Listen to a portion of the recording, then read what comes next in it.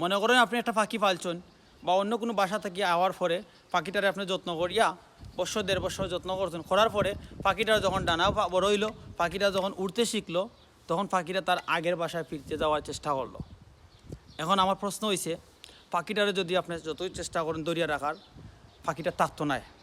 কারণ ওই যে পাখিটা তার আগের মালিকের দেখা পাইছে অথবা আগের মালিকের কোনো ইশারা পাইছে, যার কারণে আপনার যে 1 বছর 1.5 বছর এই ব্যর্থতা মাটি করছেন, সময়টা নষ্ট করছেন, এটা আপনার কোনো গুরুত্ব দিত না।